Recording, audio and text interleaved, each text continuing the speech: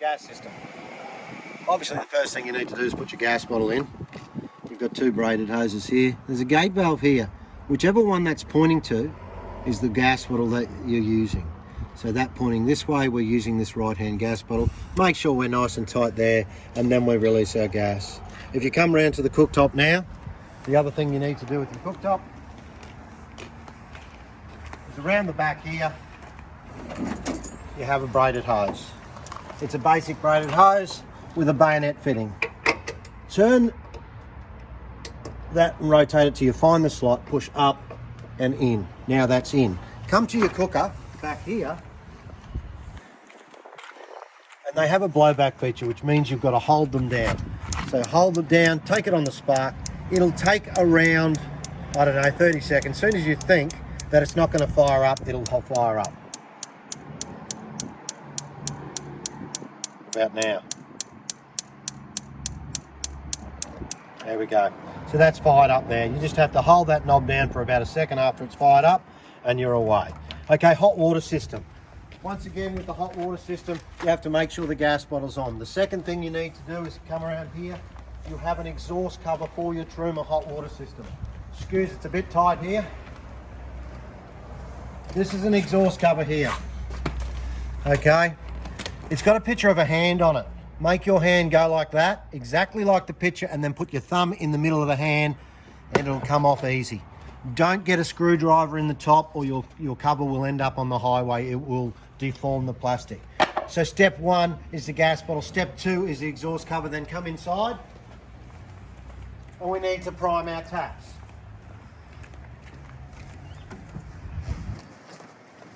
So in here we have our tap. Now these mixers work. Okay, step three, turn your pump on and we need to prime our pump. That's that one right there. Okay, then come here. The mixer tap works this way. The front of it, or the first bit of it, is actually cold water. Okay, so you want to get a flow out of your cold water. Okay, then just keep easing it down and you'll see it spluttering. That's going down to where the hot water's coming from. Okay, that'll take a little while to prime through your pipes. So we're just building the pressure, and we can take that off and build the pressure in the pump, because your pump's going to constantly prime and it'll build up and slow down. Once that starts happening, you can just release it again now, get a bit of flow from your cold, and what we want to do is be able to take it down and stop it spluttering, because then you know your pipes are primed.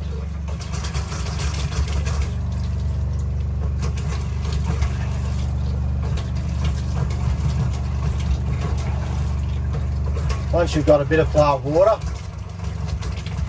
which this one's taking a little while,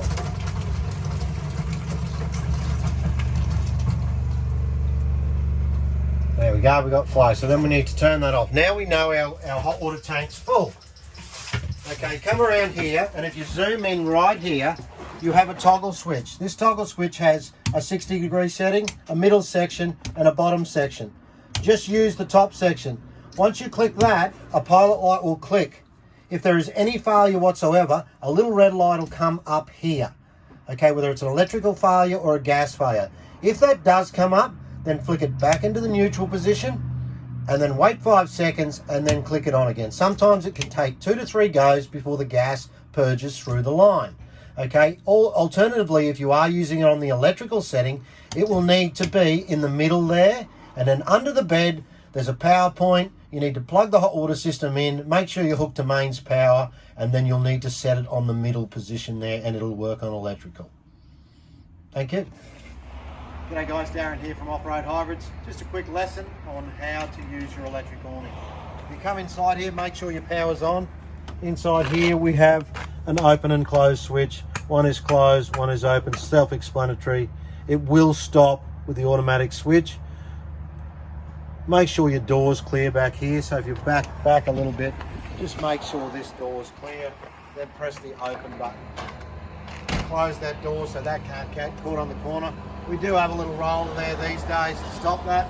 As this comes out, I like to support the legs. It is actually self-supporting, but if you come around here, this side, you'll see that these legs pull out like that, and then down here, I'll pull out of that, and then I'll swing completely down like this. Undo your tension screw, put them on the corner, redo it up, come back to the other side, same thing, pull out the corner, pull out the side, swing them down, extend them like that. And as that goes out, just support your electrical motor with the legs.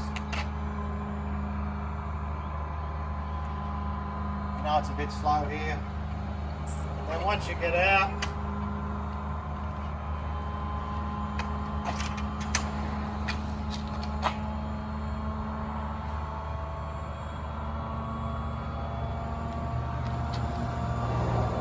it'll automatically stop. Adjust your legs, straighten your legs, get the height you want, clear your door, and that's it, guys. Anti-flap kit.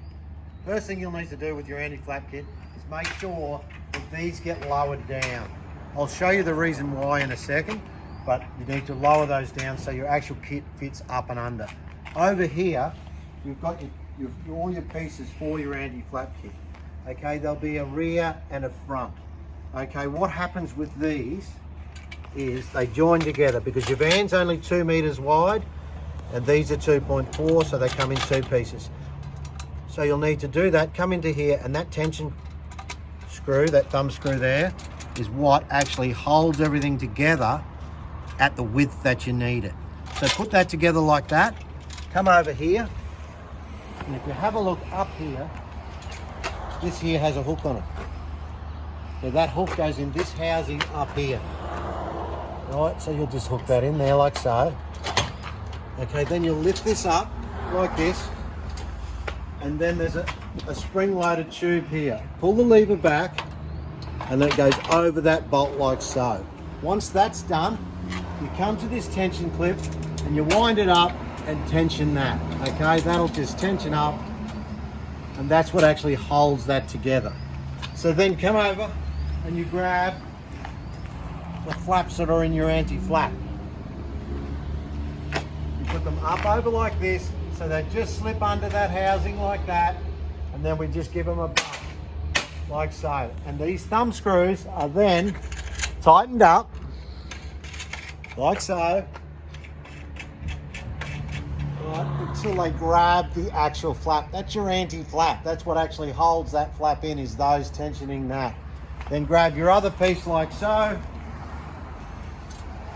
line it up with the top of this one, like that, knock it on, do your thumb screws up exactly the same as the other one. Okay, and that's now, you can see that's actually holding the flap there under that clamping. Then grab your poles, lift it up and extend it to your height. That's your anti-flap kit. Repeat the same at the rear. Okay guys, poles. Now this is the poles for your canvas awning that'll come with your electric awning. There'll be 7 pieces to your pole kit. This is number 1. Remember, 1 is actually connected to this post here, which is your hooker post. That whole thing is number 1. 2, 3, 4, 5, 6, and 7. You should have a total of 7 poles, but some of them you will have to join together. Okay, the first thing you need to start with, believe it or not, in this case, it is number 1. Okay, grab your hooker post like this, put it over this and hook this into this little housing here. Okay, then come here, join this together. Now this is your number 1 post assembly. Okay, push that out there, pop that in. Now line that up with the edge of your poles along there, because that's about where it's going to sit. Clamp that on like so.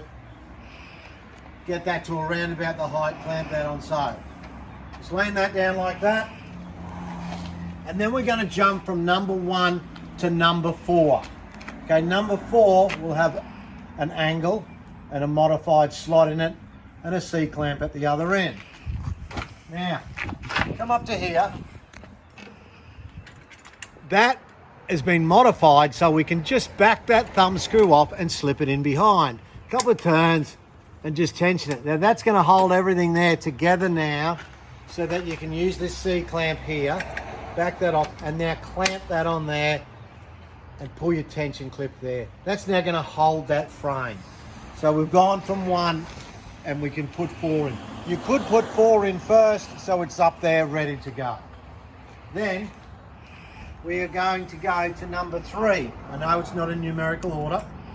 Okay, it's just the best way I've found of doing it. Number 3 will then clamp on the corner of this and then spike in to right there. Okay, then put a bit of tension on it, because now we've got number 4 holding it. That frame will now hold together. Okay, simple as that. Your number 2 will then be your support post for the center of this framework. Clamping one like so, extend, and then press your tension clip. Okay, so that's 1, 2, 3, 4, and then we go to 5. Now 5 is a riser. That's a riser for the center of your electric awning. Okay, it'll have some bird's mouth on one side or a slot cut into it. You put that slot into the bottom of the awning like so, and then extend this out to line up with that hole over there. Okay, so that hole over there